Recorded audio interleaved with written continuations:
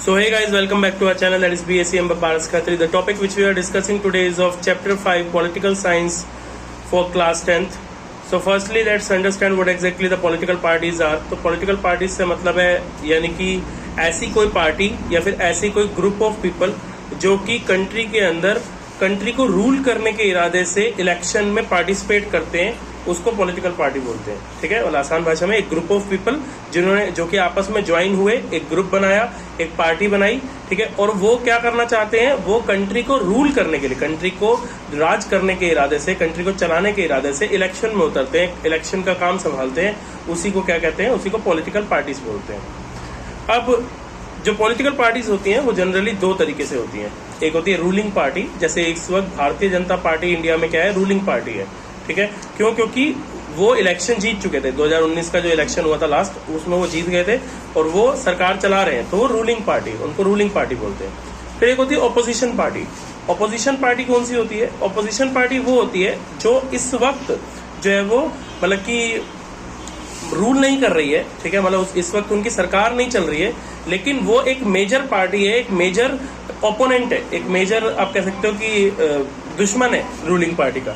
ठीक है, जैसे कि आम आदमी पार्टी हो गई या फिर जो कांग्रेस पार्टी हो गई, तो ये क्या है, ऑपोजिशन पार्टीज है। ठीक है, एक ऑपोजिशन पार्टी का काम बहुत इंपॉर्टेंट हो जाता है कंट्री के अंदर। अगर रूलिंग पार्टी का काम इंपॉर्टेंट है कि भाई उन्हें सरकार चलाना है, उन्हें देश चलाना है, तो ऐसे ही ओपोनेंट पार्टी का भी काम बहुत इंपॉर्टेंट हो जाता है कंट्री में। क्यों इंपॉर्टेंट हो जाता है? क्योंकि उनको क्वेश्चन करने हैं रूलिंग पार्टी से, उनको सवाल पूछने हैं कि भाई ये हुआ तो कैसे हुआ, ये हुआ तो क्यों नहीं हुआ, ऐसे क्यों नहीं किया, वैसे क्यों नहीं किया, और रूलिंग पार्टी को उनका जवाब भी देना पड़ता है। ठीक है ना, तो उनका रोल भी बहुत इंपॉर्टेंट हो जाता है, क्योंकि वो जनता की तरफ से सवाल पूछते हैं रूलिंग पार्टी से कि भाई ऐसा क्यों नहीं किया, वैसा क्यों नहीं किया, ऐसे क्यों किया, वैसे क्यों किया। ठीक है, इसके अलावा एफिडेविट क्या होता है? तो एफिडेविट जो होता है, जब भी आप, ये कुछ टर्म्स मैं बता रहा हूँ पहले। एफिडेविट क्या होता है? जब भी आप किसी भी एक पर्टिकुलर चीज के लिए कमिटेड होकर के आगे आते हैं, ठीक है, तो आपको एफिडेविट बनवाना पड़ता है। जैसे एग्जांपल के लिए, आज अगर मान लो मैं अपने से बोलूँ कि कोई SC ST OBC है, तो अगर आपको अपना सर्टिफिकेट भी बनवाना है तो उसके लिए पहले आपको एफिडेविट बनवाना पड़ता है। मतलब उसमें ये स्टेट करना पड़ता है कि मैं जिम्मेदारी लेता हूँ कि हाँ जी, मैं इस पर्टिकुलर कास्ट से बिलोंग करता हूँ। इस तरीके से एफिडेविट होता है। इसके अलावा क्या है, पार्टीसन्स किसको बोलते हैं? तो पार्टीसन्स उनको बोलते हैं जो किसी एक पार्टी के लिए कमिटेड हो। ठीक है, जो लोग किसी एक पार्टी के लिए कमिटेड होते हैं, उनके साथ जुड़े होते हैं, तो वो क्या कर पाते हैं ना। अब जैसे एग्जांपल के लिए मान लो कि कोई बीजेपी का आदमी है, ठीक है, आप उनको कुछ भी बोलो बीजेपी के बारे में, कुछ भी बोलो, साफ साफ उनको भी मन से दिख रहा हो कि यार ये हो रहा है और ये गलत हो रहा है, फिर वो मानेंगे नहीं। ठीक है, क्यों? क्योंकि वो पार्टी की तरफ कमिटेड है। ठीक है, तो वो कभी भी एक बैलेंस व्यू नहीं बना पाएंगे, एक सही व्यू नहीं बना पाएंगे, वो हमेशा बस पार्टी की तरफ झुके हुए दिखाई देंगे। उसे पार्टीसन्स बोलते हैं। वन पार्टी सिस्टम होता है। ठीक है, एक वन पार्टी सिस्टम होता है, एक मल्टी पार्टी सिस्टम होता है। मल्टी पार्टी सिस्टम है जैसे इंडिया के अंदर क्या है, इंडिया के अंदर जो है वो बेसिकली मल्टी पार्टी सिस्टम इस तरीके से, आप देखो हमारे यहाँ पे कोई भी अपनी एक पॉलिटिकल पार्टी बना सकता है और इलेक्शन में खड़ा हो सकता है, इसे बोलते हैं मल्टी पार्टी सिस्टम। लेकिन कई कंट्रीज है जहां पर वन पार्टी सिस्टम है, मतलब एक ही पार्टी है पूरे कंट्री के अंदर, ठीक है, जो कि पूरा रूलिंग कर रही है, जो कि पूरा जो है वो ध्यान कर रही है, पूरा सिस्टम को चला रही है। जैसे कि चाइना के अंदर क्या होता है, पार्टी एक ही है, people Republic of China, PRC। ठीक है, पार्टी एक ही है वहां पे। बस वो क्या होता है, हर 5 साल बाद जब उनके इलेक्शन होते हैं ना, तो उसी पार्टी के जो कैंडिडेट्स हैं, जो मतलब रिप्रेजेंटेटिव्स हैं, वो बदल जाते हैं। ठीक है, इसको भी बोलते हैं वन पार्टी रूल या फिर वन पार्टी सिस्टम। फिर there is something called as alliance. ठीक है, अलायंस क्या होता है? अलायंस से मतलब होता है, जैसे मान लीजिए मैं एक एग्जांपल देता हूँ। पहले तो आपको ये समझना चाहिए कि सरकार बनती कैसे है। तो एक कंट्री के अंदर जब जो है वो आधी से ज्यादा सीटें जो है वो किसी एक पार्टी को मिल जाती है, जैसे हमारी कंट्री में टोटल कितनी सीटें हैं, 545, मान लो उसमें से लगभग 300 सीटें किसी एक पार्टी को मिल गई, तो वो पार्टी सरकार बनाती है। जैसे भारतीय जनता पार्टी को 300 से ज्यादा सीटें मिली तो उन्होंने सरकार बना ली। तो अलायंस क्या होता है? अलायंस सब होता है, जैसे मान लो कि 3 पार्टी है, मान लो, ठीक है, या 4 पार्टी है, कि तीन पार्टी को 150 सीटें मिल गई। अब मुझे बताओ, अगर 150 सीटें मिली हैं, किसी को भी 150 से ज्यादा सीटें नहीं मिली, तो अब वो सरकार तो बना नहीं सकते। क्यों? क्योंकि कम से कम भाई आधे से ज्यादा सीटें चाहिए ना, मेजोरिटी सीट चाहिए। तो वो क्या करेंगे, वो 2 पार्टीज आपस में मिल जाएंगी, या 2 या 3 पार्टीज आपस में मिल जाएंगी और मिल करके सरकार बना लेगी। ठीक है ना, उसको बोलते हैं अलायंस। ठीक है, गठबंधन। फिर एक होता है state funding of election. State funding of election से मतलब क्या है, जब जो सरकार होती है वो पॉलिटिकल पार्टी को पैसा देती है कि तुम इलेक्शन लड़ो, तो उसको स्टेट फंडिंग ऑफ इलेक्शंस बोलते हैं। ठीक है, जो रूलिंग पार्टी है जब वो पैसा दे इलेक्शन लड़ने के लिए किसी पार्टी को, तो उसे स्टेट फंडिंग ऑफ इलेक्शन बोलते हैं। हालांकि मतलब कि सरकार इसकी मनाही करती है, मतलब जो इलेक्शन कमीशन है इसके लिए मना करता है, लेकिन अंदर ही अंदर सब कुछ होता रहता है। भैया ऐसे समझो ना, अगर मेरी पार्टी अभी रूल कर रही है तो मैं चाहूंगा ना अगली बार भी मैं ही जीतूं, तो उसके लिए मुझे खर्चा तो करना पड़ेगा ना। वो खर्चा कहाँ से लूंगा? मैं तो ऑलरेडी रूलिंग पार्टी हूँ, सरकार का पैसा यूज करके इलेक्शन में लड़ूंगा। इस तरीके से पॉलिटिकल पार्टी के कंपोनेंट्स क्या क्या होते हैं, मतलब कौन कौन होता है एक पॉलिटिकल पार्टी के अंदर? तो पॉलिटिकल कोई भी सक्सेसफुल पॉलिटिकल पार्टी 3 चीजों से बनती है। ठीक है, एक उसके लीडर्स, ठीक है, एक उसके एक्टिव मेंबर्स, ठीक है, उसके एक्टिव मेंबर्स मतलब जो उसके साथ जुड़े हुए हैं, पार्टी के कार्यकर्ता, जो ये आप देखते हो ना, ये नारे लगाते हुए जाते हैं, ठीक है ना, जीतेगा भाई जीतेगा एंड ऑल, ठीक है, तो वो सब क्या है, वो पार्टी के एक्टिव मेंबर्स है। ठीक है, और फॉलोअर्स। फॉलोअर्स मतलब जैसे एग्जांपल के देखो, कई बार क्या होता है ना, पेपर में हम लोग फॉलोअर्स और एक्टिव मेंबर्स में कंफ्यूजन कर देते हैं। फॉलोअर सिंपल सा मतलब ये है कि मैं मानता हूं कि हाँ जी मोदी वाली सरकार अच्छी है, तो मैं उसका फॉलोअर, मतलब मैं उस पार्टी को फॉलो करता हूँ और उसी को वोट देता हूँ। पर मैं कभी उनकी रैली में झंडे लेकर के नहीं गया हूँ, तो मैं उनका मेंबर नहीं हूँ, मैं बस उनका एक फॉलोअर हूँ। इतनी बात समझ में आ गई? तो जो उनको वोट देते हैं, उनको फॉलो करते हैं, वो उनके फॉलोअर हैं, लेकिन मेंबर वो हैं जो उनके इलेक्शन कैंपेन में, इलेक्शन के समय साथ देते हैं। ठीक है, इसको बोलते हैं क्या? फॉलोअर। इतनी बात समझ में आई? फंक्शन ऑफ पॉलिटिकल पार्टी जो है वो क्या होता है? पॉलिटिकल पार्टी के फंक्शन क्या होता है? सबसे पहले तो इलेक्शन लड़ना। ठीक है, कंट्री के अंदर इलेक्शन लड़ना सबसे पहला काम होता है पॉलिटिकल पार्टी का, क्योंकि देखो अगर वो इलेक्शन ही नहीं लड़े, ठीक है, सोचो आज कोई भी पॉलिटिकल पार्टी आगे ही ना आए इलेक्शन लड़ने के लिए, तो देश में तो तानाशाही हो जाएगी। तानाशाही कल बताया था ना, तानाशाही हो जाएगी, एक तरीके से डिक्टेटरशिप हो जाएगी, सारी पावर एक ही पार्टी के हाथ में चली जाएगी, तो वो नहीं चाहिए हमको। तो सबसे पहला काम होता है इलेक्शन लड़ना, ठीक है, कि वो इलेक्शन लड़े। दूसरा काम क्या होता है? दूसरा काम ये होता है कि वो पॉलिसीज और प्रोग्राम्स बनाए।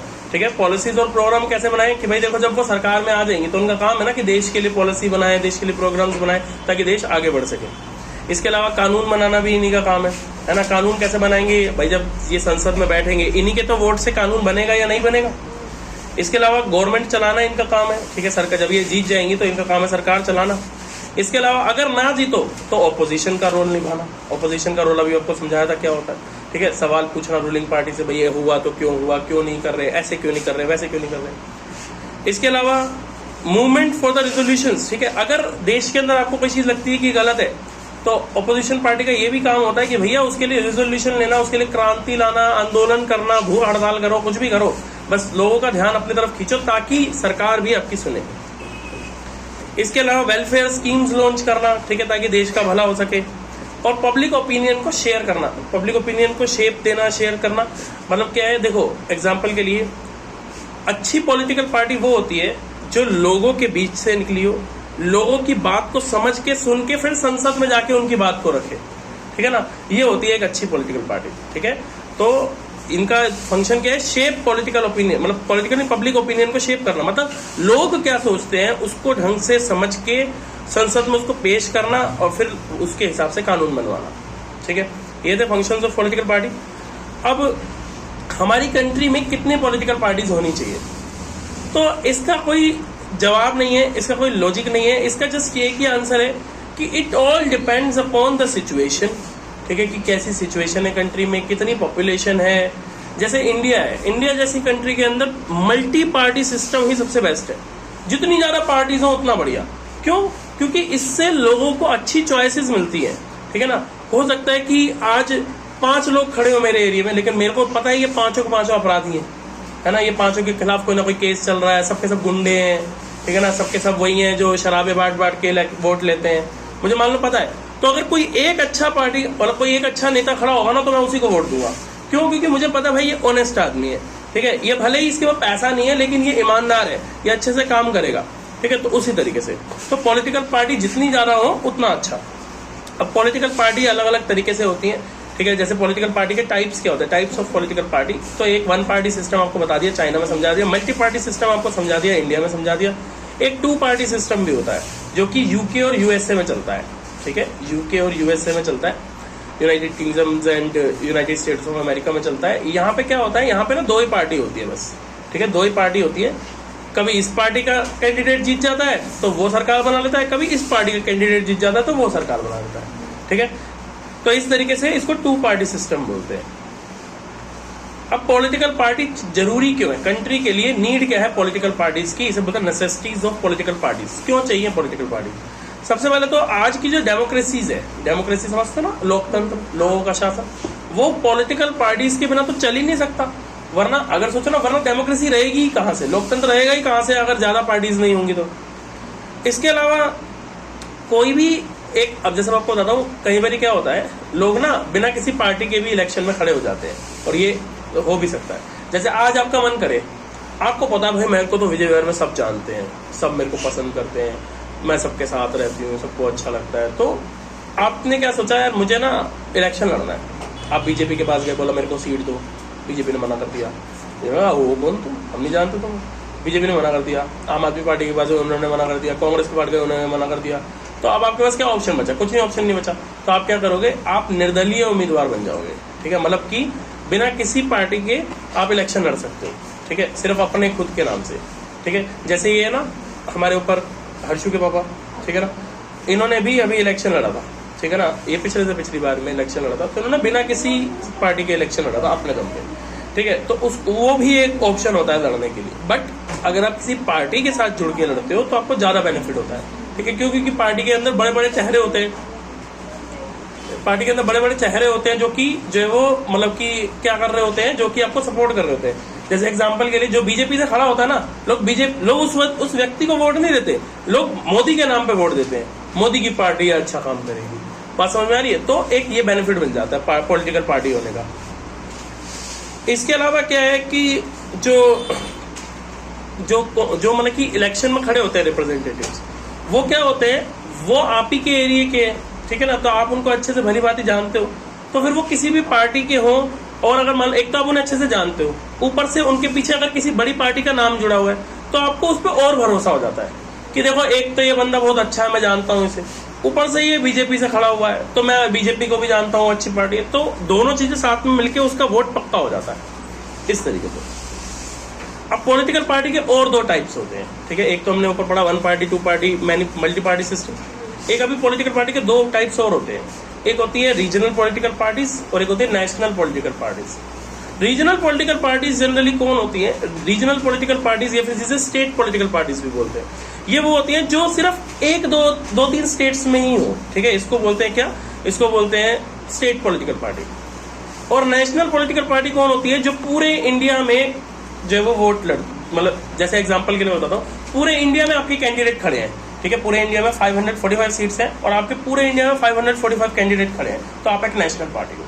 ठीक है, पर जैसे आम आदमी पार्टी है, उसे अभी अभी नेशनल पार्टी माना गया है जब से उसने पंजाब जीत लिया, फिर ये दिल्ली में कई बार जीत गई, और भी जगहों पे उसको वोट मिलने लगे। बट पहले वो भी एक स्टेट पार्टी थी। ठीक है, क्यों? क्योंकि उसको क्या होता था, उसको 6% से कम वोट मिलते थे पूरे इंडिया के। ठीक है, अगर आपको 6% से कम वोट मिलते हैं पूरे इंडिया के, तो आप एक स्टेट पॉलिटिकल पार्टी माने जाते हो, और अगर 6% से ज्यादा मिलते हैं तो आप एक नेशनल पॉलिटिकल पार्टी माना जाते हो। और कम से कम 4 जो है वो अपने 4 लोकसभा की सीट्स जो है वो आपने जीती होनी चाहिए। ठीक है, कम से कम 4 जो है वो जीती होनी चाहिए, और जो स्टेट पॉलिटिकल पार्टी है उसने कम से कम 2 जीती होनी चाहिए। अब मैं आपको बताता हूँ कि कौन कौन सी हमारे इंडिया में 2019 तक जब लास्ट इलेक्शन हुए तब तक 8 पॉलिटिकल पार्टीज थी जिनको नेशनल पॉलिटिकल पार्टीज बोलते हैं। इनके बारे में ज्यादा कुछ जानने की जरूरत नहीं है, बस आपको बस इन 8 का नाम मालूम होना चाहिए। ठीक है, जैसे इंडियन नेशनल कांग्रेस पार्टी, ठीक है, Bharatiya Janata party, Bahujan Samaj party, communist party of India, communist party of India, Marxist India, all India Trinamool Congress, national Congress party और नेशनल पीपल पार्टी। ये 8 पार्टीज हैं जिनके आपको नाम पता होना चाहिए कि कौन कौन सी जो है नेशनल पॉलिटिकल पार्टीज है। नाम तो 8 के पता होना चाहिए, और जो ज्यादा इन्फॉर्मेशन है वो 3 पार्टी के बारे में पता होनी चाहिए। कौन सी 3 पार्टी के बारे में? एक तो नेशनल कांग्रेस पार्टी के बारे में, एक ये भारतीय जनता पार्टी के बारे में, और एक बहुजन समाज पार्टी के बारे में, क्योंकि ये इंपॉर्टेंट है। तो इंडियन नेशनल कांग्रेस पार्टी के बारे में अगर हम बात करें तो सबसे पुरानी पार्टी, ठीक है, इंडिया की सबसे पुरानी पार्टी कौन सी है? इंडियन नेशनल कांग्रेस पार्टी है ना, कांग्रेस पार्टी। और क्योंकि इन्होंने पहले के टाइम पे इनका ऐसा दबदबा होता था इंडिया के अंदर कि 20-25 साल तक तो कोई इनको छू भी नहीं पाया था। 20-25 साल क्यों, कम से कम 30 साल तक इन्हीं की सरकार चलती रही थी देश के आजाद होने के बाद में, कोई दूसरी पार्टी आ भी नहीं पाती थी। ठीक है, तो इतना डोमिनेंस रहता था इनका। इसके अलावा ये ना यूपीए के लीडर है। यूपीए क्या है? यूपीए वो अलायंस है या फिर वो ग्रुप है। एक कैसे होता है ना कि इन्होंने एक अलायंस बना लेते हैं, ये मतलब सारी पार्टीज का मिलकर एक अलायंस बना लेते हैं, छोटी छोटी पार्टी को अंदर डाल करके, ठीक है। तो एक अलायंस का एक ग्रुप है, ठीक है। तो उसके लीडर है, यूपीए का लीडर है ये। और हमारा जो मतलब इस वक्त की जो सरकार चल रही है 2019 वाली, उसमें जो है वो ये क्या है, मेजर ओपोनेंट है, ठीक है। ओपोनेंट मतलब ऑपोजिशन पार्टी है ये भारतीय जनता पार्टी, ठीक है। भारतीय जनता पार्टी आप जानते हो इस वक्त रूलिंग पार्टी है, ठीक है। और एनडीए की जो है वो क्या है, लीडर है, ठीक है। एनडीए जैसे वो यूपीए की लीडर है, ये एनडीए की लीडर है, ये भी एक मतलब एक तरीके से ग्रुप है, उसकी लीडर है ये। इसके अलावा ये नेशनलिज्म में बिलीव करती है, इंडिया के वैल्यूज कल्चर इन सबको समझती है, इस तरीके से। इसके अलावा बहुजन समाज पार्टी की बात करें तो बहुजन समाज पार्टी जो है वो मतलब कि इसको जो है वो बी.आर. अम्बेडकर ने जो है वो इससे इंस्पिरेशन ली गई है, ठीक है। बी.आर. अम्बेडकर से इसमें इंस्पिरेशन ली गई है। ये जनरली एससी, एसटी, ओबीसी के साथ हमेशा खड़ी रहती है। एक दलितों की पार्टी मानी जाती है, मतलब एक नीचे लेवल के लोगों की पार्टी मानी जाती है, जिसने हमेशा नीचे लेवल के लोगों के लिए बहुत काम किया, आदिवासी के लिए बहुत काम किया। इसके अलावा बहुत सारी रीजनल पार्टीज हैं, ठीक है। इंडिया के अंदर बहुत सारी रीजनल पार्टीज हैं जो अलग अलग जगहों की है, तो वो आप एक बार देख लेना, पूरी लिस्ट यहाँ पे अवेलेबल है।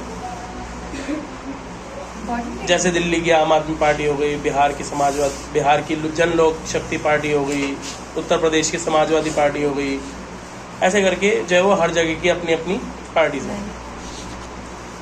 अब कुछ इंटरेस्टिंग फैक्ट समझते हैं इंडिया के इलेक्शन के बारे में। तो इंडिया का जो फर्स्ट इलेक्शन हुआ था 1951 से 52 में हुआ था, इंडिपेंडेंस के बाद जो पहला इलेक्शन माना जाता है। पंडित जवाहरलाल नेहरू उस इलेक्शन में पहले प्रधानमंत्री चुने गए थे। और जो सबसे पहले जो फर्स्ट चेयरपर्सन थे, ठीक है, नेशनल कांग्रेस पार्टी के, वो थे WC बनर्जी। श्यामा प्रसाद मुखर्जी पहले चेयरपर्सन थे भारतीय जनता पार्टी के। तो जो आज पार्टी चल रही है भारतीय जनता पार्टी, उसकी शुरुआत किसने करी थी? पहले चेयरपर्सन कौन थे? श्यामा प्रसाद मुखर्जी, ये इंपॉर्टेंट है। इसके अलावा श्री कांशीराम जो है वो फर्स्ट चेयरपर्सन थे बहुजन समाज पार्टी के। अब देखो, हमने अभी 3 ही पॉलिटिकल पार्टीज की बात करी, इन्होंने भी देखो उन्हीं 3 पार्टीज के फंडेड बता रही है किसने शुरुआत करी है, क्योंकि यही 3 पार्टी बहुत इंपॉर्टेंट है, ठीक है। कौन सी? कांग्रेस पार्टी, एक ये भारतीय जनता पार्टी और एक ये बहुजन समाज पार्टी। इन्होंने तीनों के चेयरपर्सन बताए, तीनों के चेयरपर्सन आपको पता होना चाहिए। अब बात करते हैं कि ये जो पॉलिटिकल पार्टीज होते हैं, इनको चैलेंजेस क्या फेस करने पड़ते हैं, मतलब परेशानी क्या है इनको, ठीक है। कुछ समस्याएं हैं इनकी, कुछ परेशानियां हैं, वो क्या है? सबसे पहले तो लैक ऑफ इंटरनल डेमोक्रेसी।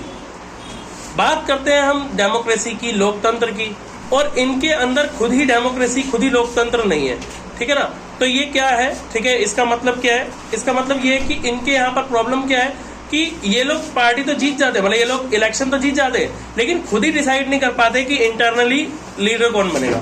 मैं एक एग्जांपल देता हूँ, जैसे कांग्रेस पार्टी है, कांग्रेस पार्टी में प्रॉब्लम क्या होती है? कांग्रेस पार्टी में प्रॉब्लम ये होती है, कांग्रेस पार्टी कभी जीत भी जाती है ना, तो उनके साथ समस्या ये आती है कि उन्हें ये नहीं पता होता कि प्रधानमंत्री किसे बनाए। क्यों नहीं पता होता? क्योंकि वो हमेशा ये कहते हैं, देखो हमारी गांधी परिवार की पार्टी है ये, तो कोई ना कोई गांधी ही बनना चाहिए हमेशा, है ना। आप देखो आज तक हमेशा गांधी बनते रहे, ठीक है। एक बार ये भी पीछे मनमोहन सिंह को बनाया, तो वो मनमोहन सिंह ने ठीक से पार्टी चलाई नहीं। तो इस तरीके से जो है वो प्रॉब्लम रही है, तो उनके अंदर इंटरनल डेमोक्रेसी नहीं रही है, लोकतंत्र नहीं रहा है। इसके अलावा डायनेस्टिक सक्सेशन, डायनेस्टिक सक्सेशन का वही मतलब है, ये पॉलिटिकल पार्टीज अपने आप को क्या समझ के बैठे हैं? अपने आप को राज परिवार समझ के बैठे हैं, ठीक है। तो इनके ये क्या सोचते हैं, हमारा पिता प्रधानमंत्री बना था तो बेटा बनेगा, अब आगे पोता बनेगा, ये ऐसे समझ के बैठे हैं, ठीक है। जबकि पॉलिटिकल पार्टी ऐसे थोड़ी चलती है। इसके अलावा आज की जो पॉलिटिकल पार्टीज है उसके अंदर मसल और मनी पावर बहुत ज्यादा बढ़ गया है, ठीक है। मतलब क्या है, ये लोग पैसे का और ताकत का इस्तेमाल बहुत ज्यादा करते हैं इलेक्शन जीतने के लिए, जो कि सबसे गलत चीज है, ऐसा नहीं होना चाहिए, ठीक है।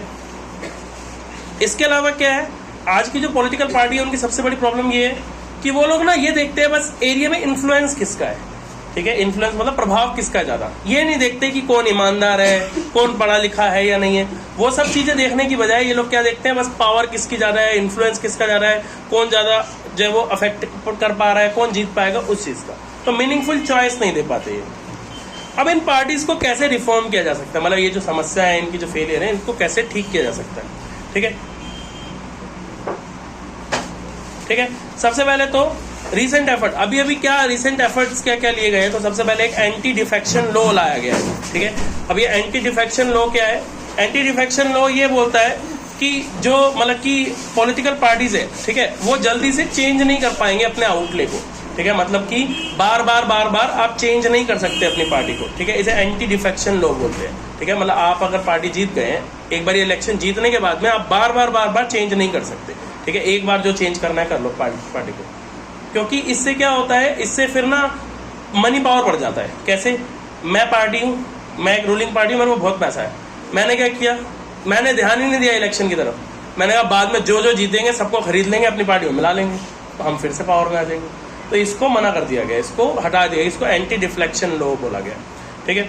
इसके अलावा क्या है, फाइलिंग एन एफिडेविट, ठीक है। अब क्या है, अगर आप पॉलिटिकल पार्टी है और आप अगर इलेक्शन लड़ रहे हैं तो ये आपके लिए इंपॉर्टेंट है, सबसे एसेंशियल है, सबसे जरूरी है कि आपको एक एफिडेविट साइन करके देना होगा, जिसमें आपको ये बताना होगा कि क्या आपके खिलाफ कोई केस दर्ज है क्या आज तक, क्या आपके पास कोई ऐसे कोई क्रिमिनल रिकॉर्ड तो नहीं है आपका, या आपकी कितनी संपत्ति है, यानी कितनी प्रॉपर्टी है, आपको कितना पैसा है, कितने बंगले हैं, कितनी गाड़ी, सब कुछ आपको लिख के देना पड़ेगा, ठीक है, एफिडेविट के ऊपर। इसके अलावा आपको अपने सारे आईटी रिटर्न्स देने पड़ेंगे। आईटी रिटर्न क्या है? Income tax return.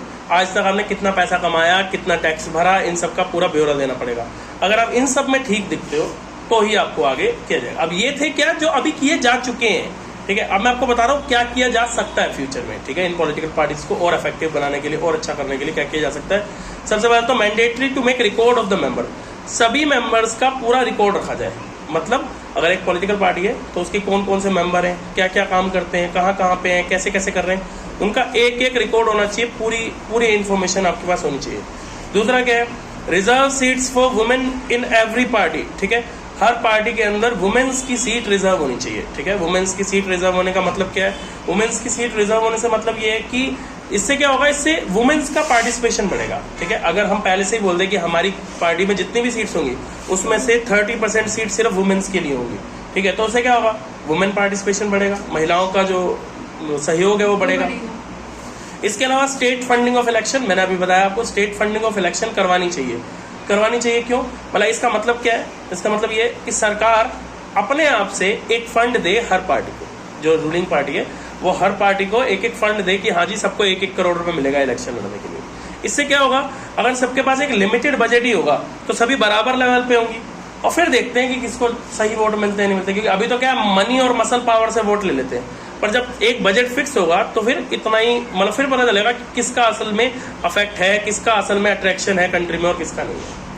और last point, increasing peoples participation, लोगों का पार्टिसिपेशन बढ़ाना है, ठीक है। मतलब क्या है, किसी तरीके से लोगों का जो पार्टिसिपेशन है वो पॉलिटिकल पार्टीज में बढ़ाना है, ताकि आम आदमी भी पॉलिटिक्स के बारे में सोच सके और ये सोच सके कि मुझे भी एक दिन नेता बनना है, मुझे एक दिन प्रधानमंत्री बनना है, मुझे एक दिन राष्ट्रपति बनना है।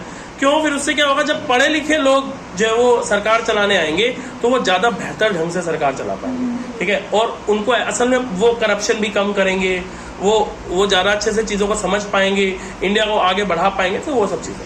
So if you have any doubt you can always ask us in the comment section. That's all for this chapter. Thank you so much.